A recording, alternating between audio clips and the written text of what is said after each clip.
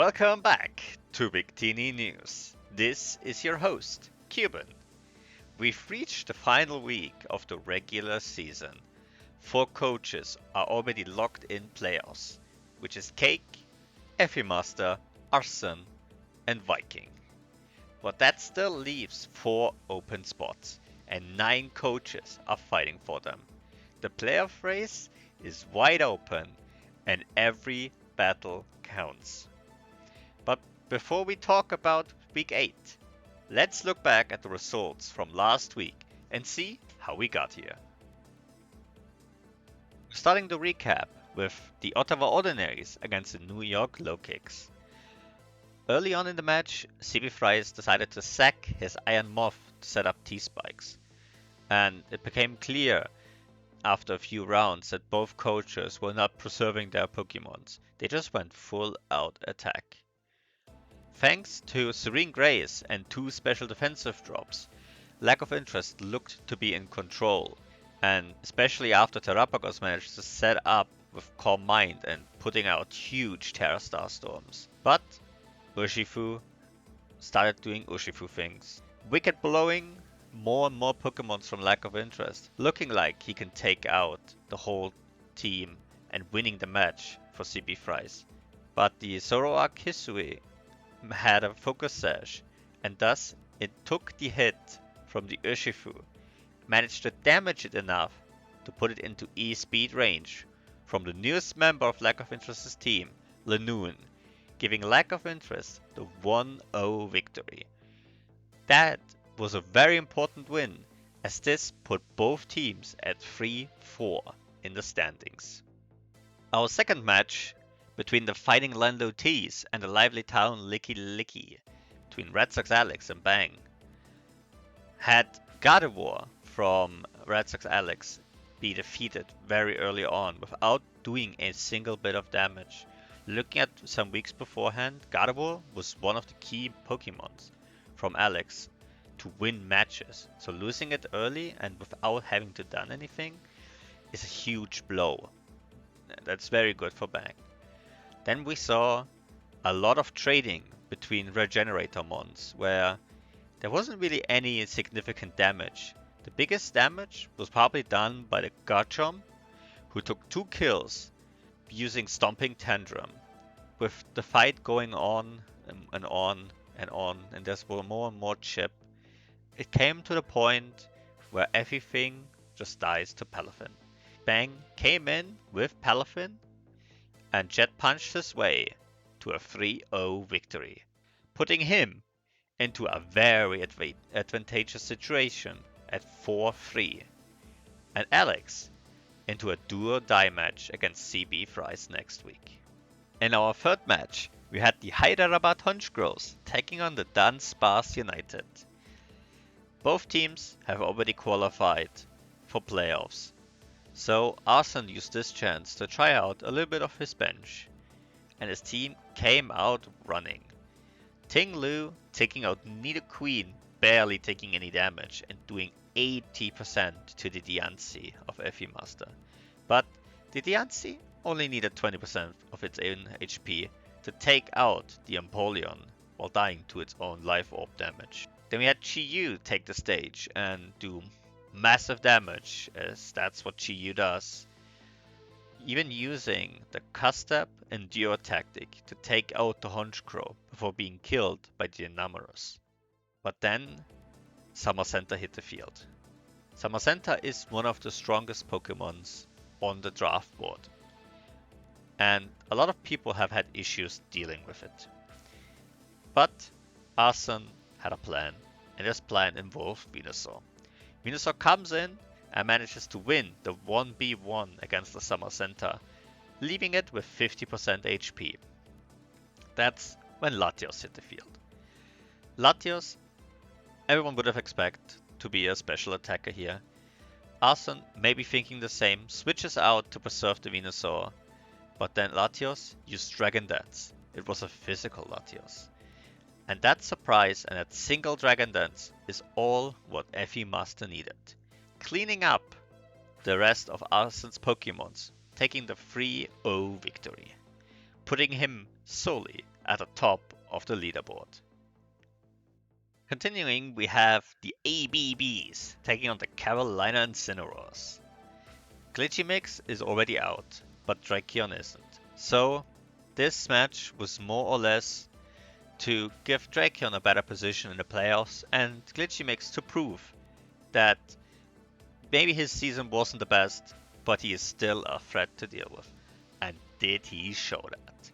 There was a lot of back and forth until Robombi came in and set up sticky webs. With Drakion using this to switch into his Slurpuff to set up an unburdened belly drum sweep, he fell right into Glitchy Mix's trap. Skill swap, Robombi. Man, you Victini players love skill swap.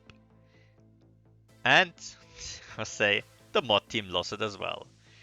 Using skill swap, taking away unburden, denying the sweep, and then even killing the damaged Slurpuff must have felt great for Glitchy Mix as his tactic worked out perfectly.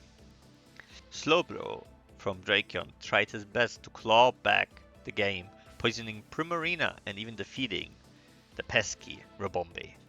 But with the webs up, Glitchy Mix brings out his Terra Captain Nihilego and sets up via Meteor Beam. And thanks to a combination of the webs making everything slower than Nihilego, the boost from the Meteor Beam and then its own ability, Beast Boost, Nihilego swept the team of Drakion for a 5-0 victory for Glitchy Mix. This hurt Drakion very badly, as he was dropped down to 12th place with a -9 differential, needing to win his match this week and also needing help from other teams. In our next match, we had the Oslo Kodogis from Viking take on the Boom Burst Backgammon from Alikalikos. Earlier in the match, it looked like Great Tusk is getting bullied, as it got Parting Shot and Tormented. But it was still the first Pokemon to take a kill on the Mismagius. Alikalikos brought a Quagsire with Rocky Helmet, Stealth Rocks, Toxic, Recover, and Seismic Toss, which, looking into the team, what Viking brought and what Viking had, was very, very smart. This Pokemon basically walled both Great Tusk and Melmetal, two huge threats who usually take a lot of planning to take out. But Viking, with his Charizard Mega Y, had Solar Beam. I don't know if Alikalikos wasn't aware of it or just didn't think about it, but the Solar Beam took out the Quagsire, which would have probably been very annoying for Viking to remove if this hadn't happened. Throughout the match, Alikalikos managed to do some good damage, but in the end, Viking took the match with a 3-0 victory, putting Viking at 4th place. Well, this secured his playoff spot, while Alikalikos has to win this week to even have a chance at making playoffs. The match between the NAP squad and the Oregon State Bidoof did not happen, as they talked about doing their game on Sunday, but then Green Purple Boy had different plans and couldn't play, and thus the win was awarded to Admiral, giving him a 3-0 victory, eliminating Green Purple Boy from playoff contention and giving Admiral the best slot to make it into playoffs. I just want to say that if you schedule your games and you have a specific time, even if your opponent has said he can't make it, just maybe ping him at a specific time when they were playing, just to give us in the moderation team a short information as in, I was here for the match, so it is easier for us to just say, okay, he is taking the win. And on our final regular match, we have the Scarlet Knights taking on the Tennessee Titans. And looking at the nicknames from Mama's team, he really wants to win a match. And we saw his efforts. And I want to say that I see that you're trying to do your best. And I thought that Telepathy Tapu Koko was a really cool bring. Denying the electric terrain boost for both Iron Hands and Iron Bundle on Pandemonium's team was really smart, the same as the Rain Dance Hydration Gudra. Immediately paying off, as when it set up Rain, it got toxic and immediately got rid of the poison, and even using it to rest and sleep. Thought my fellow Victini mod has talked about it beforehand, but seeing it in action was really fun to see. But going back to the match, he tried his best setting up a belly drum on his Hariyama, but the Titan stopped any sweep from happening, and in the end, Pandemonium's Iron Hands was just too bulky, and it managed to defeat the weakened team from Jomama, giving Pandemonium the 2-0 victory. And this win was needed for Pandemonium, as this gave him a small chance to make playoffs. But before we talk about that, we have match of the week. And this week, it's Supreme Omega against Grandmaster Cake, which in IRL time was a 1-hour showdown, 37 turns. I think this proves that everyone is taking that match serious, trying to use the time, the unlimited time, to think about every single move, especially this late in the season. Supreme Omega needed this win to secure playoffs, while Cake wanted to use it to put him into a very solid position to grab the first place that was taken from him by FE Master. And looking at the match, Supreme came out running when he brought out Glaciate to chunk the Zygarde in turn 1. So it became a back and forth.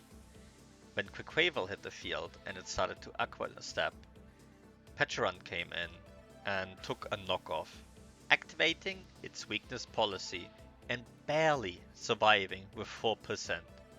But the 4% is all that Pecharunt needed, as it recovered itself up while Quaquaval slowly killed itself with its life orb. In the end, having Pecharunt be the sole survivor of this 1v1. Other Pokemons who were key in this match, besides Victini, who was the key Pokemon from Supreme, was the Moltres from Cake, who, thanks to Flamethrower and Air Slash, did a lot of damage to Supreme's team. And thanks to that damage, Iron Valiant, in the end, managed to clean up for a 1-0 victory for Cake. But I do wonder, if Haxorus switches out after the Encore, comes back in and Terras after Goldengo is sacked, could it have won the match, or would it have not done enough damage for where Iron Valiant 2-hit KOs it? We will never know, but maybe we'll find out, as Supreme Omega still is in a very good position for playoffs, and of course Cake is already qualified. Of course, we have some other leaderboards, and well, they look the same on nearly all of them. We have the kill leader with Iron Jagulis with 16 kills. Second place is the Dunsparce, who, after its early terror, has struggled to really pick up any more kills. And Admiral's Qian Pao, who has always been a solid mon for his team, not being able to decrease or increase its score this week. And then we look at Bounty Hunters. It is the exact same Pokemon, in the exact same order. These three Pokemons have really just been at the top of Victini version this season. Obviously, as we look into the underdogs, Qian Pao, as it is a 20-pointer, can't really score any points in underdog, and thus Dunsparce and Iron Jagulis both as first and third place, with Beware for lack of interest in the middle on second place. But that's enough about rankings. Let's look at the more creative side of our league. It's nickname of the week. This week, I have awarded the prize to Drakeon's Alolan Sandslash, named the Jewel Shrew. I have to be honest, this nickname has been one of my favorite ones throughout the whole season. There have been times where it got close to getting the award, but there was always something that barely eked it out. But I'm happy that I can finally give it this honor this week. I really like the whole combination of Jewel, which has something to do with Christmas, which is usually having to do with snow. And as we know, Alolan Sandslash is an ice type. And then Shrew, which is, I assume, is the animal the Pokemon is related to. So the combination is really cool, and I think it perfectly fits this Pokemon. And on the other side, we have the favorites of the week. And guys, you need to stop cooking.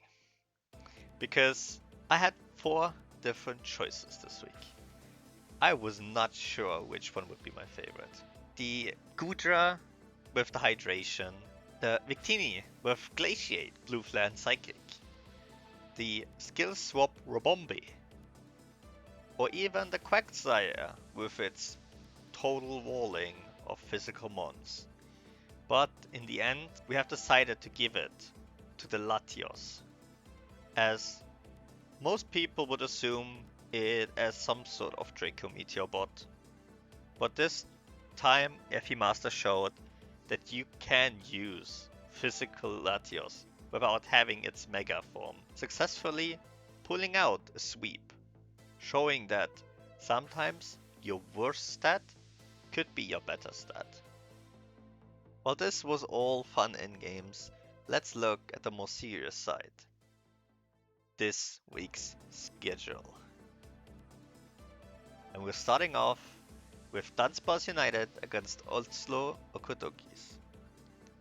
When I say that the first place against the 4th place has the least amount of impact in this season, well, not season, but week,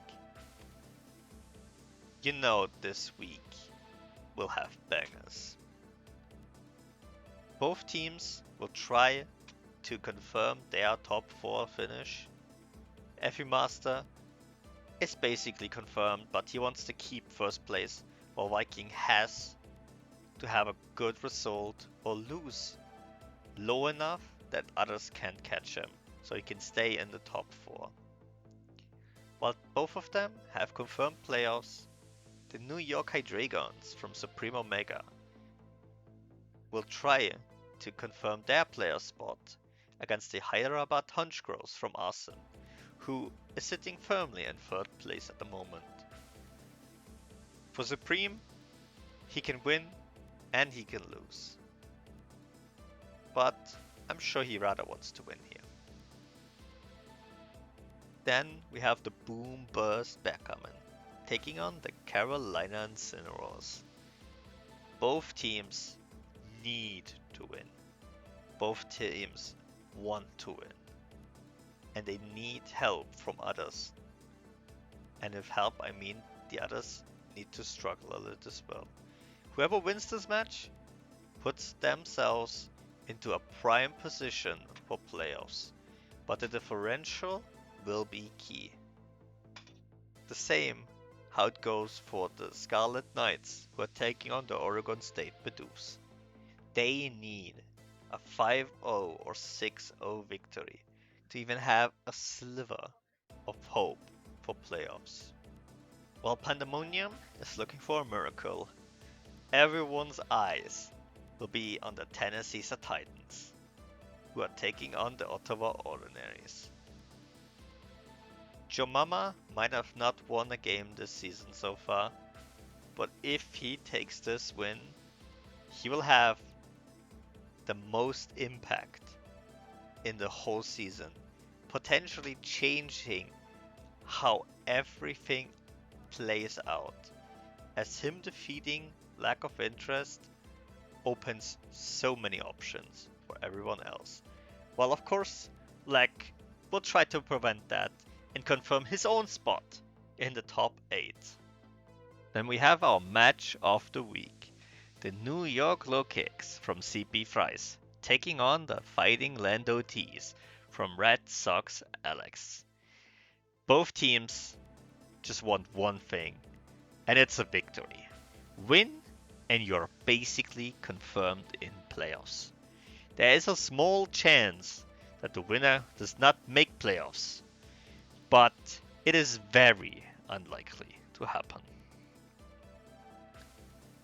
In our second to last match, we have the legendary Landerers taking on the Nap Squad. Cake against Admiral. Admiral has really chosen one of the worst people to fight in the final week. Win here could bring him up to 3rd place, while a loss will have him need the help of others to stay in top 8. His differential is massive, and thus losing low might just be enough for him to take his own playoff spot. But we all know there's only one thing everybody wants, and that's victory.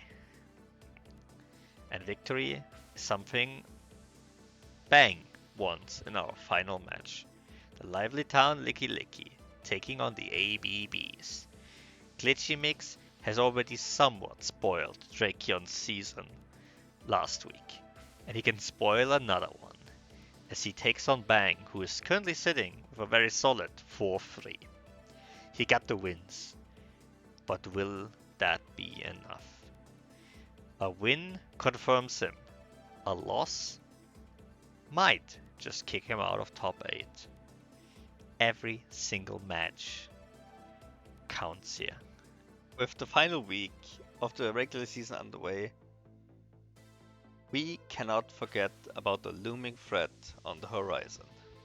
Team Anon Victini. They're still plotting the destruction of the Victini division. And we have now got confirmation that Tapu Fini has joined their ranks as the 5th member of Anon Victini. The tides are shifting, and Anon Victini is only getting more dangerous. Who will be the final member? We'll have to find out in the next episode of Victini News. But before we end here, there's one more thing I want to talk about. Who will make playoffs? I have a spreadsheet with every single result and what they affect. And if you want me to send it to you, I can send it to you. But I will be going over some information that will probably be enough to get an idea about each and everyone's goal in the final week. Starting off with the easiest thing, everyone who has 3 wins needs to win. Everyone who has 4 wins can lose. The most important match here is probably going to be Joe Mama against Lack of Interest. As Lack of Interest winning immediately removes Alicalcos, Drakion, and Pandemonium from playoff contention, and giving Admiral, Supreme, Bang, and CB Fries / Red Sox Alex more pressure, as Lack of Interest winning confirms a playoff spot for him if one of them lose their match.